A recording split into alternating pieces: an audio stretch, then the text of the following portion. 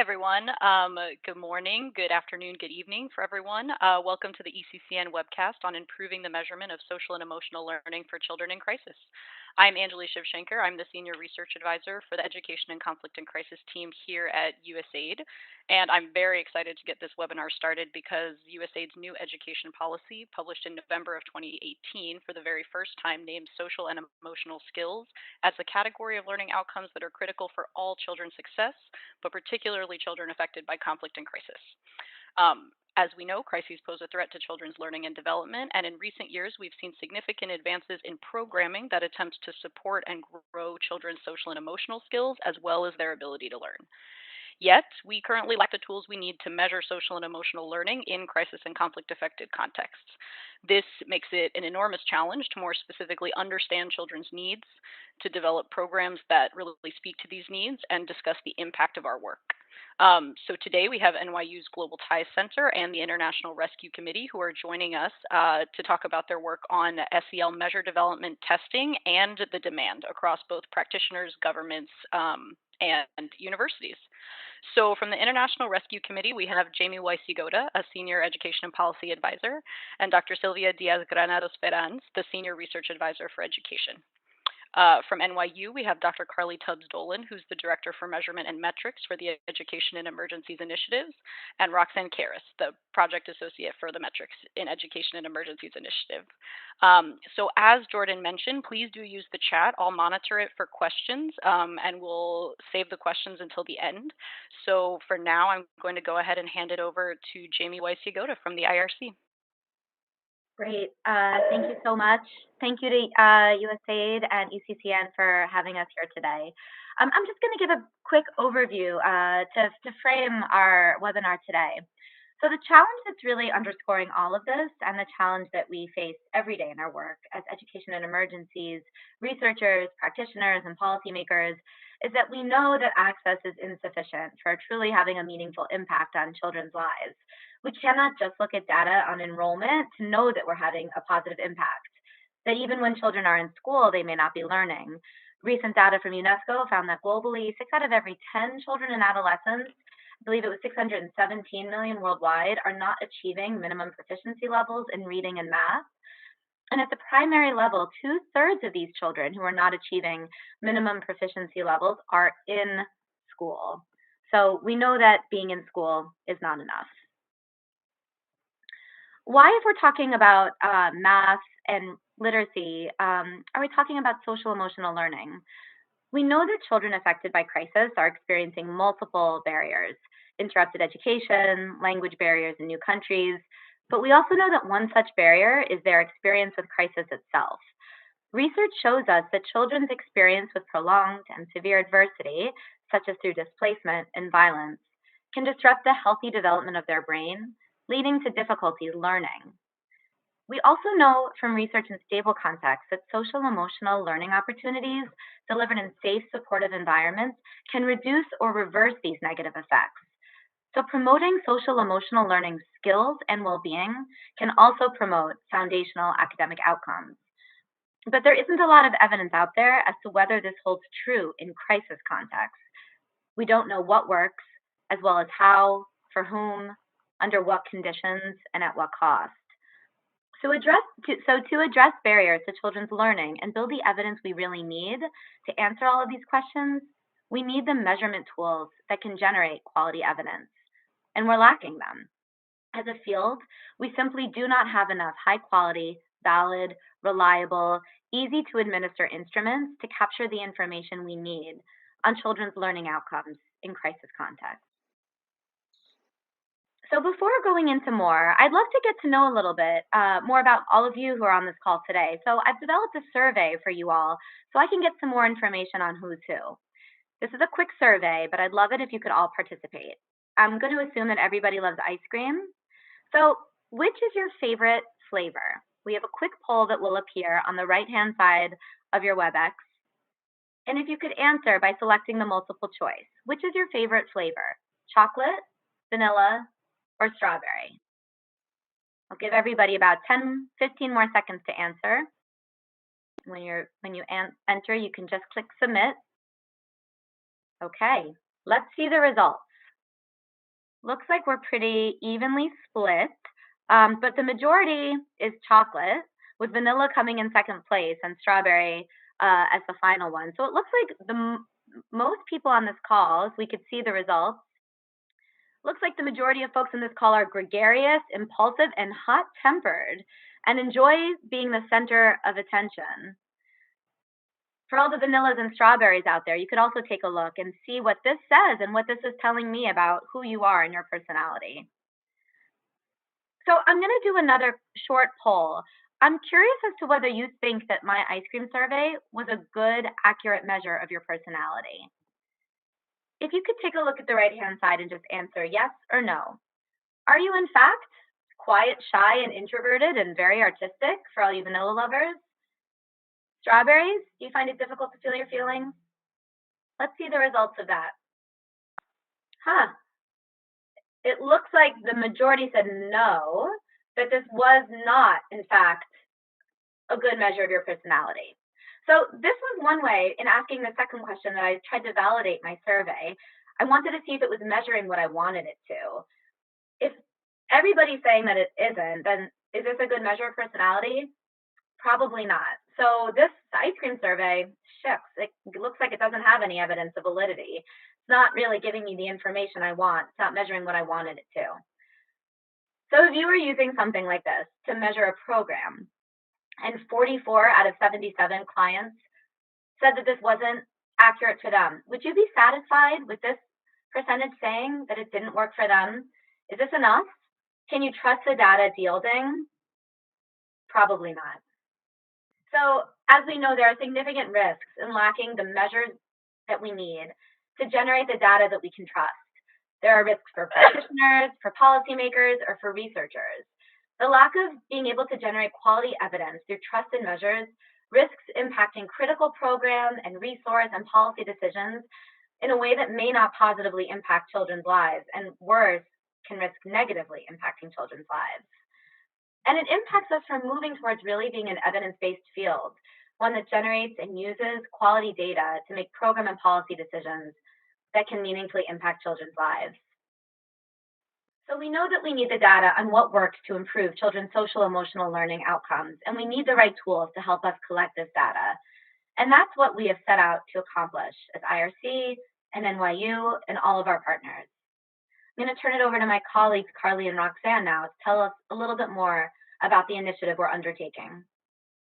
Thank you so much, Jamie. So as a starting point to doing some of this work and getting a better understanding of the needs in the field around measurement, we did a scoping study survey that had these 4 primary goals: to identify the skills and competencies which stakeholders would like to have more consistent, and by consistent we mean valid and reliable, a little bit like the example that Jamie showed with the ice cream survey information on. And then second goal, to map the use of research, monitoring, and evaluation across 4 types of stakeholders, specifically researchers, practitioners, government, civil servants, and funders. The third goal being to tabulate commonly used and established measurement tools, as well as bespoke measurement tools, so those that programs might be developing on their own. And finally, to understand stakeholders' perceptions of the barriers to monitoring, evaluation, and research. And we're going to talk about a few of the findings that we had from the survey today, but you should have received through the RSVP a brief with a link to the complete findings as well as a policy brief, and it's also available on the NYU Global TIES website if you're interested in more information on that. And to give a little bit of a background on how we organized the survey, it was really important to us to have a framework that was flexible to kind of reflect all of the different stakeholders that we were interested in collecting information from. And in order to do that, we based our framework off of one that was developed by the Learning Metrics Task Force, which some of you might be familiar with, but it was a group of stakeholders convened by UNESCO and the Brookings Institute, and it involved consultations from over 1,700 people in 118 countries. So what you see on the slide is the adapted version of the framework that we used. And what we kept consistent were these domains across age groups, so early childhood, primary, and post-primary. And then we made a few changes to make it more feasible to do a survey around this. One of them being rolling up the subdomains within each of those domains, because in the original framework, there's 30 to 50 subdomains, which is just not feasible to do within a survey. We also left out some of the more specific content areas. So for example, there were some domains around things like biology, and those felt a little bit more specific than we needed for the purposes of the survey. And finally, and really relevant to this webinar and what we're discussing today, we included a stronger focus on the domain of social emotional learning and really ensuring that we had good examples of social emotional skills and competencies across the different age groups that were included in the survey. And in terms of the methodology of how we conducted the survey, we distributed electronically between October and December of 2017 in both English and Arabic the survey to a few mailing lists. Some of you on this call might actually have taken it, so if you did, thank you. It did go through the ECCN email list, as well as through the Interagency Network for Education and Emergencies and the International Education Funders Group, and a targeted mailing list of about 450 stakeholders that were names that we've kind of collected through our work over time. From that, we had about 347 people open the survey, and 179 ended up actually completing the full survey. Which for those who got all of the questions, it was a bit of an adaptive survey. It took 45 to 60 minutes, so we were really impressed with the response rate on such an involved survey. While it was a pretty large response rate, we want to be clear that it's not representative of the field overall, and that we really did target it to those working with children in crisis and vulnerable contexts, particularly in the Middle East, North Africa, and Turkey regions. And because of our affiliations as NGOs and researchers, we know that it's likely a sample that is much more familiar with those contexts and likely very research savvy. So the results that we're presenting are based on 176 respondents who reported working with children, youth, families, schools, and or teachers. Okay, so just briefly a little bit about who our respondents were so that you can have a bit of information about what they were reporting on. We had 50 researchers who responded, 102 practitioners, 17 funders, and 7 civil servants or those working in government. And you can see kind of the breakdown on the slide of the majority of the researchers were working in universities, followed by NGO implementing organizations. For practitioners, really a large majority in NGO implementing organizations, and then a bit of a breakdown across a few other sectors. Within the 17 funders, almost half are working in private foundations, and then equally balanced between bilateral and multilateral following. And in government, mostly at the national level, but also pretty good representation from regional and subnational civil servants. So here we wanted to show the areas of expertise that respondents reported working in. And if you look at the colors across the slides, they map across, so you can kind of get an idea of where people are working. For the full sample, the majority were working in adult education, so thinking about teacher training, professional development, and those types of things. And then there's a bit of breakdown across a few different sectors. You can see for practitioners, 47% reported working in emergency or crisis contexts, in governments 57%, and for funders 53%. So really well represented in our sample here. And here's another slide that shows kind of more detail in terms of what those crisis contexts look like. So 73% overall were working in crisis contexts, with the majority with refugees, migration, displacement, and post-conflict. Okay, and then as we said before, this really was a targeted sample, and this slide represents that. We had 61% of respondents working in the Middle East, North Africa, and Turkey region, and then followed by East and West Africa as kind of the majority, and the rest are fairly evenly distributed. And in terms of the types of programs that respondents reported working with, one of the things that we found particularly interesting, as you can see on the graph on the left, is that 57% of the sample reported working with families as their primary beneficiaries, which is interesting thinking about kind of this idea of working with the whole child. So that was kind of an interesting finding that we saw in these results. And in terms of the age groups, most respondents reported working with kind of primary age 6 to 11, but you can see there's a pretty good distribution here. Then we were able to ask some additional questions about the types of monitoring and research activities that stakeholders engaged in. And here we really want to note that the term impact evaluation is used differently across different types of stakeholders. So for researchers, an impact evaluation typically means a really rigorous randomized controlled trial design, but that might vary for practitioners and donors and government.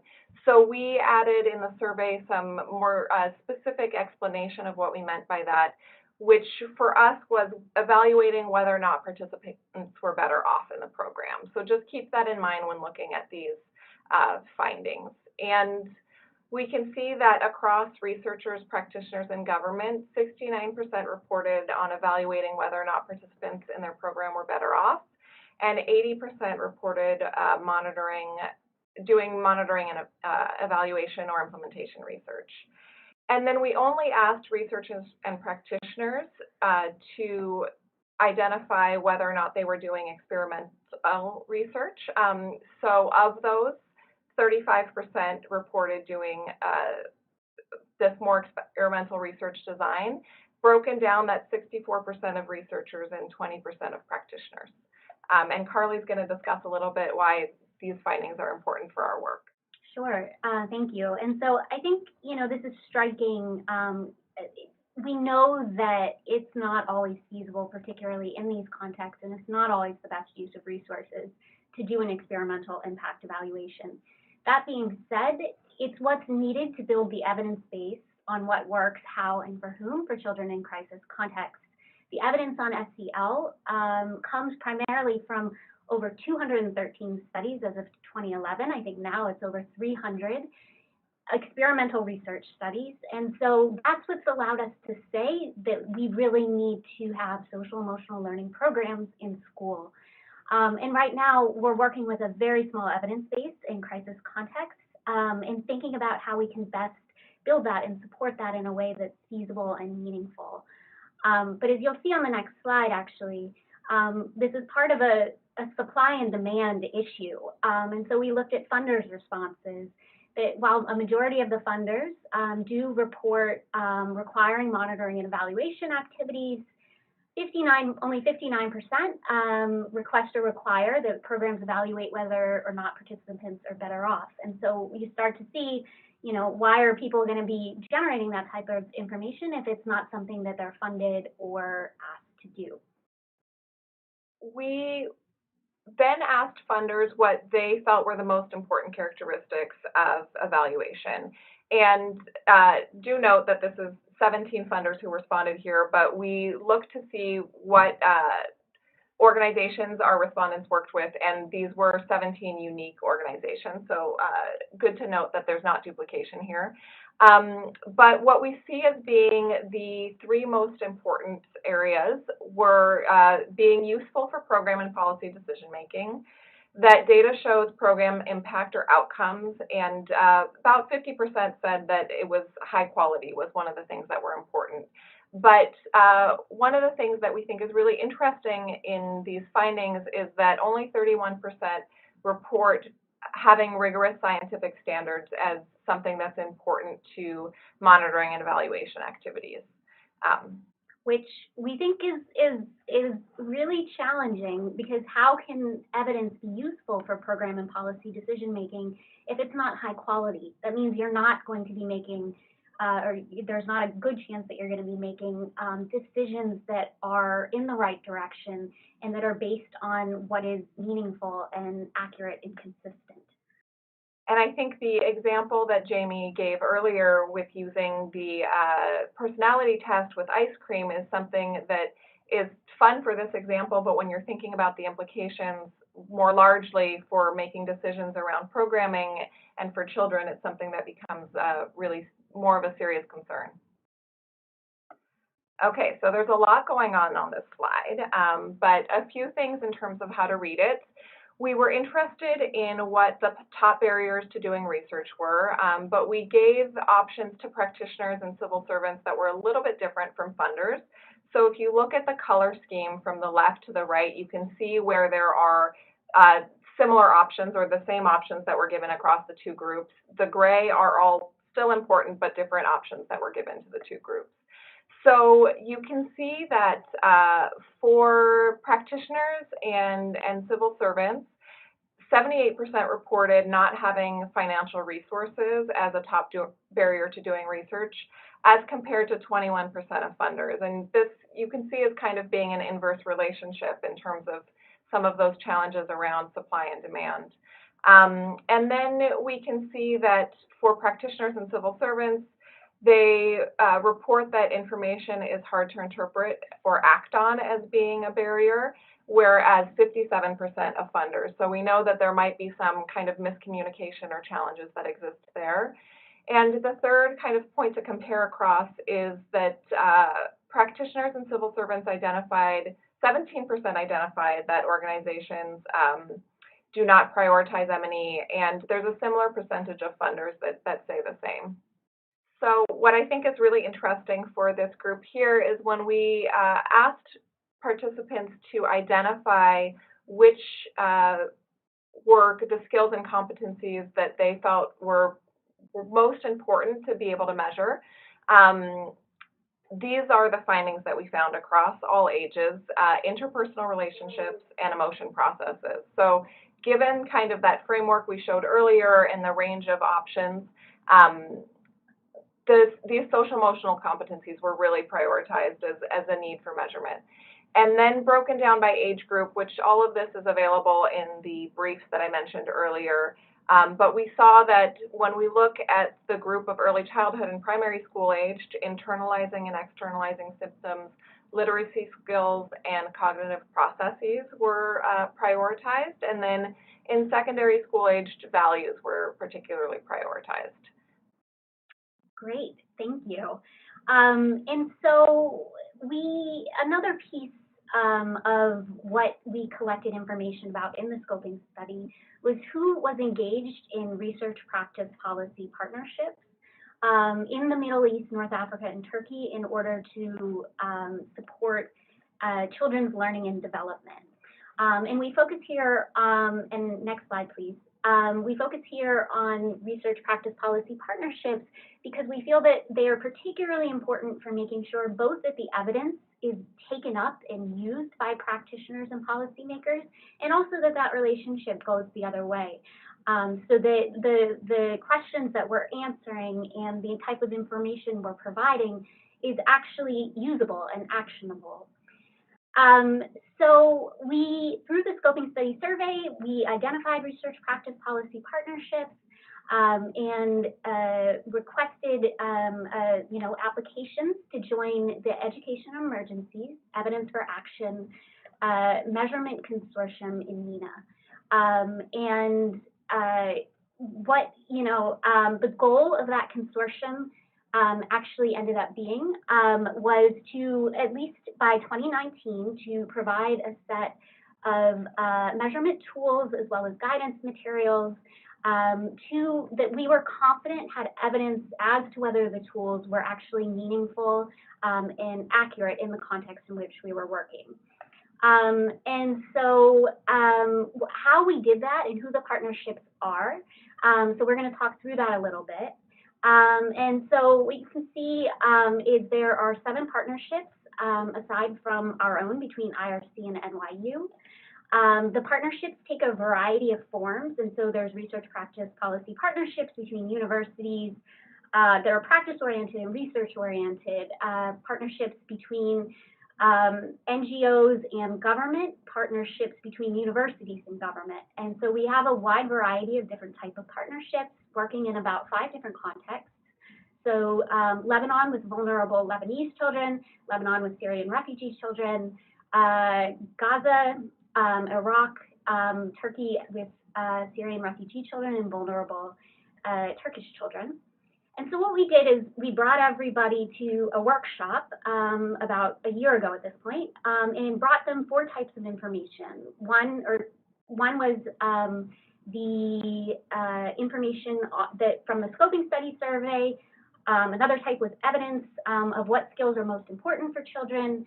Another type was measurement inventories that have been developed that we can share about what tools actually exist in these contexts. And then finally, we relied very heavily on consortium members' own perceptions of what skills were most important in the context and what they're working. So with that, we developed a measurement research agenda that participants the consortium members submitted proposals to develop measurement tools to address. And so you can see on this graphic right here, a lot of what's being targeted in terms of the measurement tool development. So ranging from comprehensive SEL measures that include things like sense of safety and hope, persistence, self-perception, to mental health measures that are very deeply contextualized for the context, as well as measures of how SEL programs are being implemented and the quality required to deliver those programs. And so the goal of all of this is that this will become an INEE, International Network for Education Emergencies toolkit. And in version what we're calling 1.0, which will be ready in fall of 2019, it will include the consortium measurement tools and a measurement inventory, as well as guidance materials. And the goal of this is that it would be very user-friendly and interactive, have search functions, and is updatable. We would refer you to see resources on the CASEL website, on the RAND website, for examples from US of what we're thinking about. Eventually, we hope that it becomes a community of practice to share how measures have been adapted, to share data to allow us to build that evidence base. But I think one of the things that we're really focused on that's come out very strongly in the work is that a tool is really just a tool. And what matters is the fit in the decisions made between what you're measuring and how you're intending to use the data and who is doing the reporting and how it's adapted. And all of those things together is what's going to determine whether you have data that is reliable and meaningful. And so because of that, our colleague Sylvia has worked to develop a decision-making tree to help guide this process of choosing a tool. And so I'm going to turn it over to her now to talk through. Thank you, Carly. So yeah, as Carly mentioned, our toolkit will include some guidance materials to help people, practitioners, researchers, anyone interested in using measures to assess outcomes, so they can choose their measures.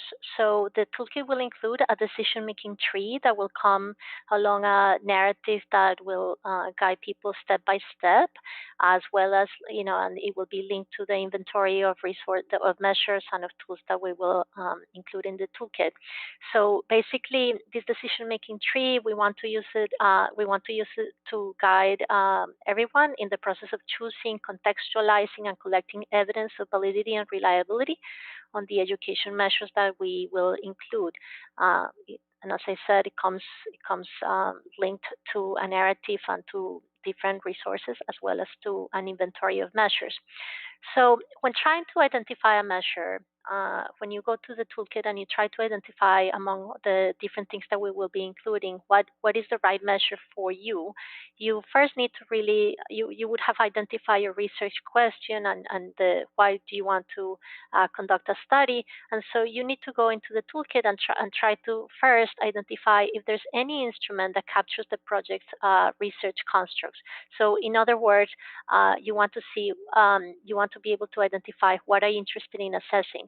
So in order to do that, reviewing your theory of change, or your log frame can help you identify this information. So to answer this question, one of the common things that you need to see is like the different assessment dimensions in the field of education. This can be literacy, that can include constructs such as oral reading fluency, reading comprehension, numeracy skills, things like operations, addition, subtraction, things like that. Social emotional competencies, constructs such as cognitive, emotional, interpersonal processes. There are dimensions that we have included here that may be related to physical well-being, mental health, cognitive processes. So, in addition to identifying the dimensions that you want to measure, you also need to consider what are the types of competencies that you want to capture. And types of competencies may include knowledge, which are basically the ability to recollect facts, information, concepts, skills, which is the functional ability to do things such as adding numbers, reading with fluency, cooperating with others to solve conflicts, behaviors that reflect how people act and conduct themselves, and attitudes, which are basically the underlying beliefs that may guide how you act. And so our inventory of our toolkit will have an inventory of measures that will include information about the dimension, the construct, the type of competencies that each measures capture. So when choosing a measure, you also need to consider the purpose of the assessment. Please go next. Sorry, so when you ask this question, there are different things that may happen. If there's an instrument in the inventory that actually captures the research questions that you're interested, that's a question that you need to ask. And if you don't find anything there, you need to ask yourself whether you have the time and resources to develop a new instrument. And if yes, we suggest that you then go ahead and start the process. But if no, we suggest that you find in the toolkit or in other resources that we'll be providing an instrument that captures a variable that can serve as a proxy. However, if you find that, yes, there is in the inventory an instrument that captures the project's key research questions, then the next thing that you need to ask yourself is whether the instrument that you have identified was designed in a way that aligns with your assessment purposes. And so when trying to consider the assessment purposes, you're trying to you need to think of like what are you going to use the instrument for, because different instruments are designed for different purposes.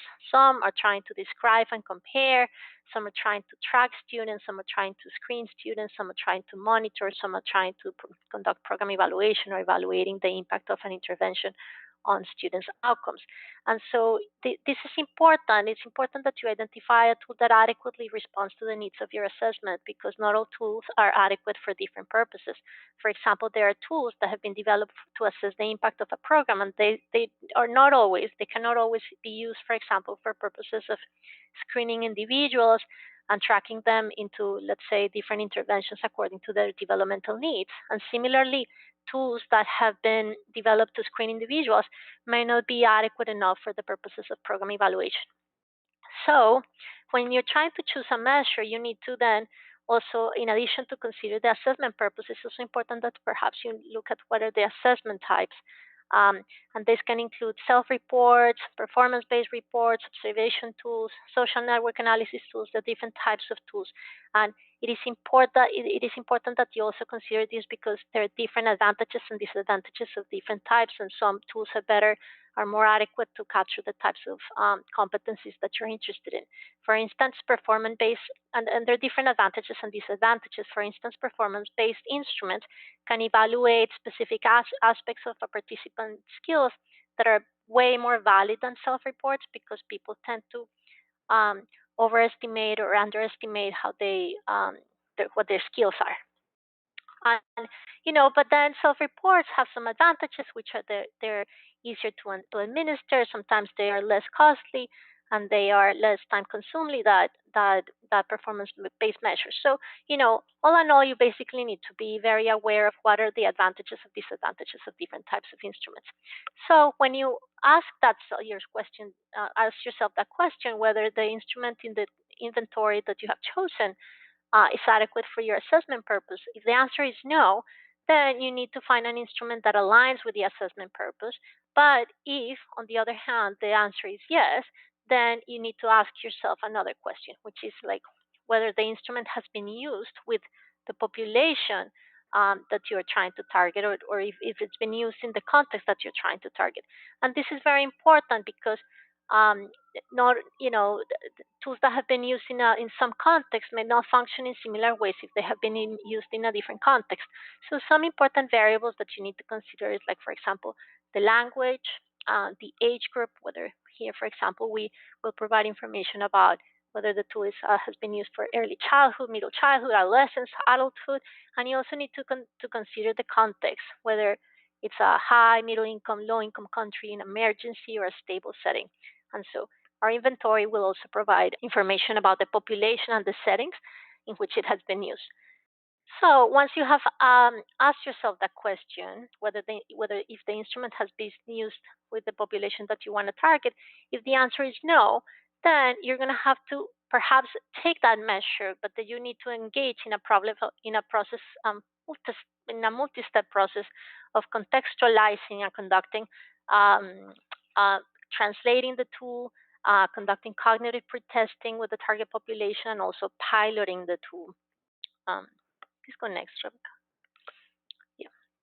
So conducting piloting the tool to see whether the measure is valid and reliable. So how do you contextualize a measure? Mhm.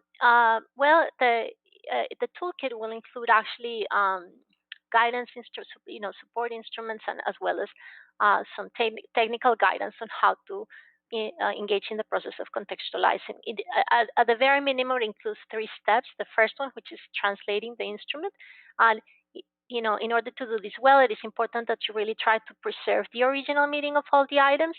And then, an effective way to do this is like to translate the tool into the target language and to back translate the tool into the original language to make sure that the meaning has not changed. Then you need to engage in a process of cognitive pretesting, which is a process that will help you understand whether the population you're working with are actually understanding the assessment in the way you intend. So it usually involves asking respondents to read the items out loud, to restate them in their own words, to say how or why would they like what their answer is, but why or how, um, how they're interpreting the questions. And so in doing this process, you will also be able to identify common misunderstandings and then use the information to further refine and adjust the measure. Uh, Finally, then you will need to engage in a process of piloting, conducting a small pilot, which is basically to collect data with a small sample of students, not of students, but with the target population that you're interested in, under field conditions. And so piloting the instrument can help you identify potential problems during the administration of the tool. It can also help you take action to prevent all the potential problems. But most importantly, piloting the tool, the importance of piloting the tool is that you will be able to have some access to some data that will help you determine whether the instrument is functioning in a reliable way with the target population and in the setting that you're interested to work. So the toolkit will include also some guidance on how to conduct the piloting. So once you have conducted the process, actually, so on the other hand, if your answer is like yes, the instrument has been used with your target population, then you need to ask yourself whether there's evidence of validity and reliability. And that's also the same question that you would need to ask yourself if you have engaged in the process of contextualizing the instrument. So what is validity and reliability? Reliability basically is a measure of the stability of an assessment, the degree to which a measure is yielding the same results across different items, different raters, or different occasions. And so there are different measures of reliability, including internal reliability, inter-rater reliability, test-pretest reliability. We provide we provide guidance on how to collect, how to analyze information on reliability in the toolkit. Validity, on the other hand, refers to the degree to which an instrument is actually measuring what you think it's measuring. It's actually capturing and targeting well the specific construct that you think is measuring. So here, for example, you can see in the graph how there's some measures that can be reliable, but they're not valid. Some that are like valid but not reliable. Some that are not neither reliable nor valid, and some others are both reliable and valid. So it is very important And in the process, the measures that we will be including in the toolkit are those measures for which we have evidence of both validity and reliability. So if you don't have evidence of validity and reliability, then you need to continue piloting the instrument, continue to engage in a process of refining. And so you need to continue engaging the process of refining the items of the instrument through the process of contextualization. And if you don't have evidence of validity and reliability, you just need to continue refining. But if you do, on the other hand, if you do find evidence of validity and reliability, you can go ahead and use the instrument. And so, so to wrap up, the toolkit will provide with guidance materials, including the decision-making tree, a technical narrative to guide your decisions to choose to choose the measures along with the way, and link to an inventory of measures that will contain relevant information. For example, here I show an example of the information that will be available for each tool. This is children's stories. It's a measure. It's a measure that the IRC and NYU have been developing, and it's what dimension. So it's a measure that is capturing social emotional learning. It's in that dimension, and what are the specific constructs. So uh, it's capturing hostile attribution bias, which is when basically the cognitive tendency to interpret the actions of others as having hostile intent, even in situations that may be ambiguous. Anger and sadness dysregulation, orientations toward conflict resolution. Some people, when they face a conflict, they tend to respond with aggression, or some others disengage, some others actually engage in positive problem solving. And so these are some of the constructs that children's stories captures. For what assessment purpose? So this specific tool, we have been using it for the purposes of program evaluation and research. It's not a tool. If you're interested, for example, in screening individuals, this is not a tool that you could use for screening. What type of assessment? It's a self-report, but it's scenario-based in the sense that the tool asks children to imagine that they are in a specific situation, and then they say what would they do in different in different scenarios. We have been using it for children in middle childhood and adolescence. We have used it in Lebanon. In Lebanon, the measure is available in Arabic. In Niger, the measure is available in French. In Nigeria, the measure is available in Hausa. What evidence of reliability? So, currently, and this will be updated because the measure we are conducting, but this is just for the purposes of an example, and I included here the evidence of reliability that is specifically of Nigeria.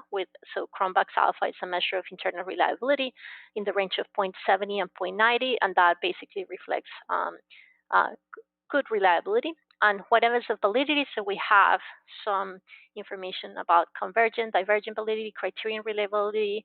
If you the technical document that goes along with the decision-making tree explains each of these concepts. We'll be happy to discuss, but all the information and guidance is available in the toolkit.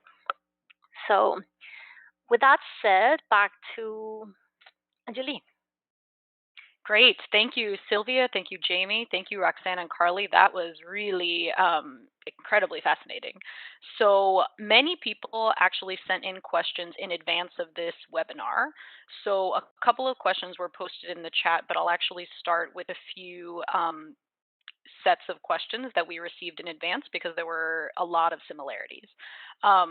So quite a few have to do with the toolkit itself. So I know that you mentioned that the toolkit will be ready fall of 2019, and that inside the toolkit, there's actually many, many different types of measures that are relevant for different types of settings, different purposes, the use of the tool, and that you'll provide all the psychometric information about the validity and reliability of the tool. Could you talk a little bit about a couple of things? So I think one, we'll kick off with, what if someone wants to use some of these tools before the toolkit is actually released? Is there a possibility to do that? Yes. So we'll start with that question. Sure. Thank you so much. And it's really exciting to have all the questions around this. It's been a long year and a half, and we're really excited that we're actually getting to this part of the process. So the answer to that question is, it depends. And so some of the tools and some of the partnerships are in a later stage of development of doing, more secondary analysis on the measurement properties. And some of them are just right now being developed and tested. So if you have questions about that, happy for you to reach out to us, and we can help direct you. Also, share some of these inventories and links to the inventories that could provide alternatives as well, not just the consortium members' tools, but the World Bank has an inventory, FHI 360 has an inventory, NYU has an inventory, and so there's a lot that's actually out there that you can use to draw on. I mean, it is also possible that we could provide more information about the specific tools that we're testing, so that, let's say, in case you're writing a proposal that where you don't need the tool immediately, but you need to perhaps say or include information about the specific tools that you're considering. The tools won't be available until we actually have evidence, validity, and reliability. But the information of which tools we're testing, that's something that we may be able to make available. Great, thanks. And I think a follow-up to that question, several people asked, so I think it was clear in your presentation that the tools actually cover a very wide variety of age groups. So it does cover early childhood, it covers school-age kids, primary school-age kids, and also teenagers.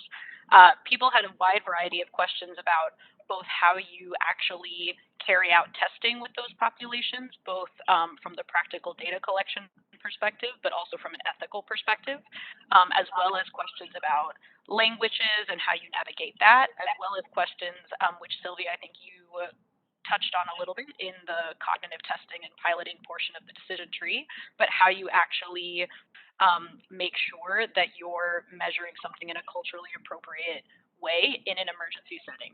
So I think I'll ask perhaps Sylvia to start off. Does the toolkit itself give you guidance on those types of questions, or is that something that people will have to get somewhere else?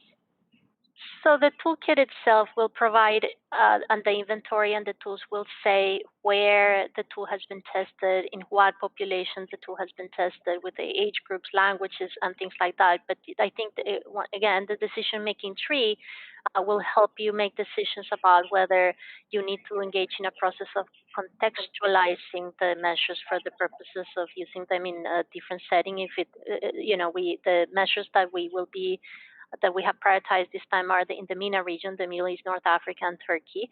And so if you are working in a different setting and the measures have not been tested there, you would need to engage in a process of contextualizing, and the decision-making tree will come with a narrative that will provide resources and explain what are the best practices to translate, what are the how to conduct a cognitive pretesting, if you are going to pilot it, what are the statistics or the type of analysis or the type of evidence that you need to collect to see whether the tool is valid and reliable.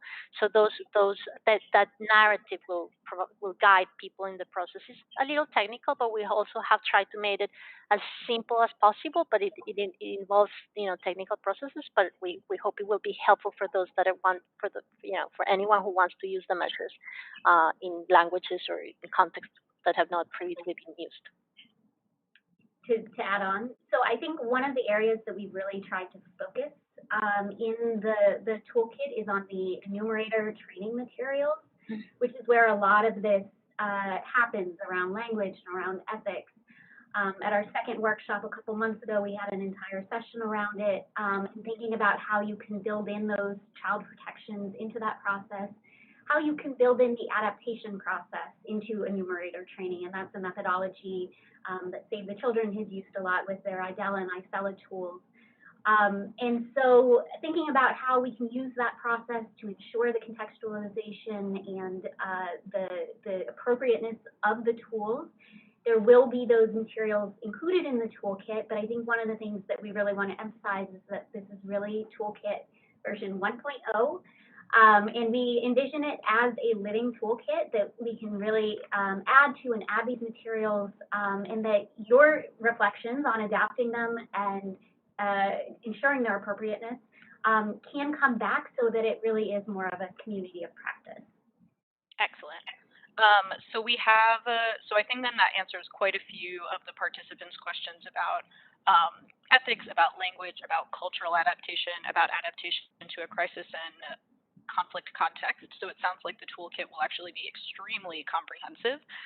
But Charles and Zaymana, to confirm the answer to your question, that is correct, that they're still testing the tools, although it is possible to reach out and explore whether a partnership in testing tools is possible at this time.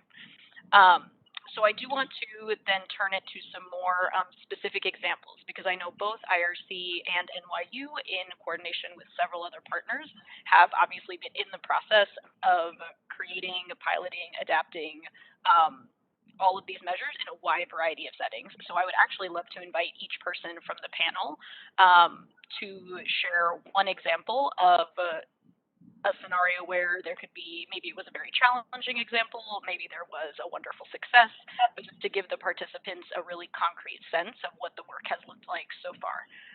So Roxanne, Carly, I'll start off with you. So I think actually, and if I've seen the questions right, related to an effort, the whole of Syria education cannot wait effort, is a process that we engaged in, that we did secondary analysis on a lot of existing data sets, EGMA, so beyond social emotional learning, and then met with a group of experts from within the region, academics, to interpret that evidence and what it was saying about how the tools were working. And based on that, understanding how we might want to adapt the tools for future piloting. And I think we felt that we had time, which was very important. A lot of times, like, you're fielding these tools, you don't have the time to go through that process.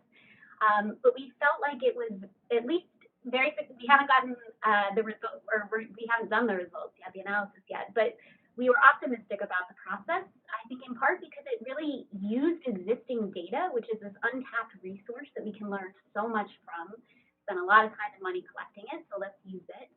And also in terms of the mix between the deep contextualization and the empiricism, we felt like it was a very theoretically and empirically grounded process. So that was a good example. I think in thinking about also NYU and IRC as partners within the consortium as well, and Sylvia shared a little bit about the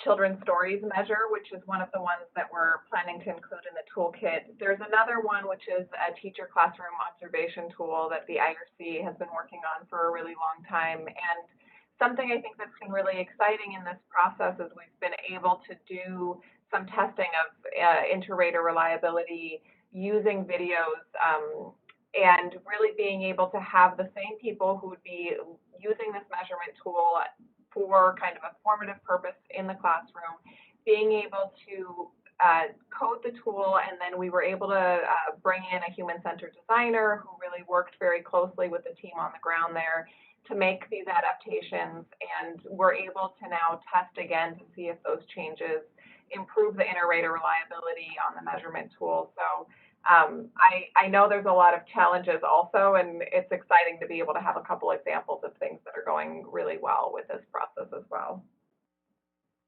Great. Sylvia, from your perspective? Yeah, I mean, I agree. I don't have much to add in the sense that the specific measures that we're testing, I think those are a couple of good examples. I do want to also acknowledge that many of the measures that we will be including in the toolkit have been and are being developed by other partnerships that are not IRC and NYU, and so many members may be even attending the webcast, and so they could also share some of those examples of the challenges that they have experienced. But I agree. For example, a good one of the interesting cases, and that is the teacher classroom observation measure, where the challenge to increase the precision with which, not just the precision, but the stability with which different raters observe the quality of a classroom. That's been something that has really pushed us to come up with different ways to improve the reliability, but like the videos that Roxanne has been discussing. Excellent. And then Jamie, actually, I'll ask you to comment on a related question that we got from the chat, which is how have these tools been integrated into either national education systems, in terms of benchmarks, or have they been used at a policy level in other ways in partnership with host governments? I'll actually kick it back to my colleagues, Carly and Roxanne, since they're more familiar with the background to the tools that are being adapted and piloted themselves. Sure. So I think that's a great question, and we have a few government partners in the consortium. I think at this point, given the stakes of what it means to have a national assessment tool and the foundations that you need to make sure that that's meaningful.